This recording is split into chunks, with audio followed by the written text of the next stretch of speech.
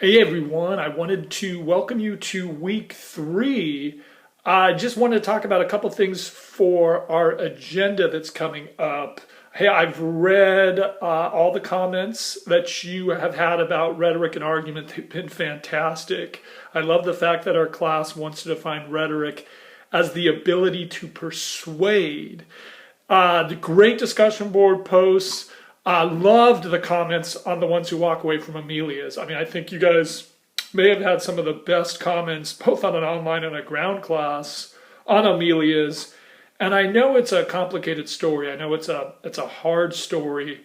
Ursula Gwynn likes to use a lot of details that can sometimes overwhelm students. But once you get to the suffering child, everything changes. And I really think to some extent the suffering child is the one who kind of represents rhetoric, because I always wonder why, they tell us that nothing can be done to save that child.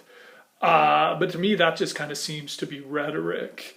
And so what we're going to do today, sort of shift gears in this lecture, and I basically want to talk about, add to our understanding of rhetoric and argument.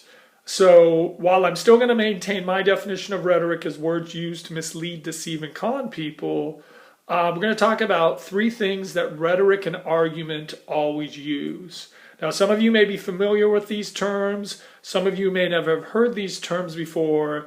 That's fine. They're generally Greek and Latin terms. But rhetoric and argument always use 3 things. And the 3 things that rhetoric and argument use are logos, pathos, and ethos. So in a ground class, what I normally do is just write these terms on the board, and I ask students to kind of define what they think the term means. And logos is the most easiest one, right? Because logos, it looks like logic, it sounds like logic. So most students who have never even heard the term can guess that logos means logic. So if you think about that for a term, and we want to accept, because a lot of students in class like to define rhetoric as the ability to persuade. Well, if you wanted to persuade someone, you'd want to use logic. And sometimes students define logic as facts. Well, that would make sense. If I'm having an argument, then I want to use facts to support my argument. So logos is the easy one. Logos is the ability to use logic.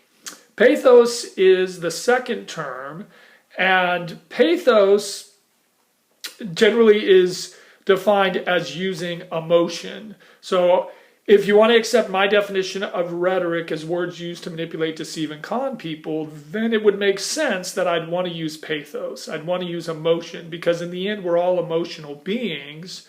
So why wouldn't I cater to using emotion? And the way that I kind of try to help students remember that pathos is emotion is I think, okay, pathos stands with P. So someone who uses a lot of emotion can be passionate.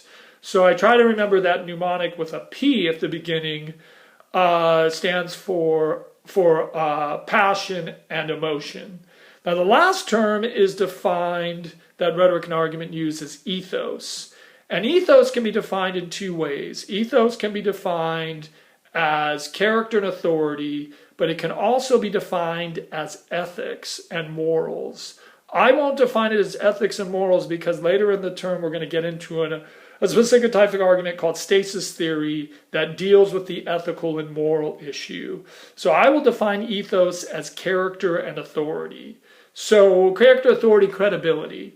And so, sometimes that's the one that students can be the most confused about. So I always kind of give a scenario in my ground class where I ask students, who would you rather have teach the rest of class? If you had the option, you could have a professor with his PhD from Harvard who wrote the definite book on rhetoric and argument, or you could have me as your instructor. Which instructor would you rather have for the rest of the semester?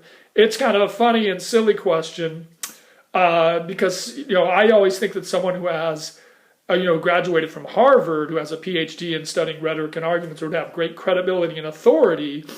But sometimes students say that they don't want the Harvard professor because the ethos, the character and authority of a professor from Harvard is that they're hard, they'll give a lot of homework.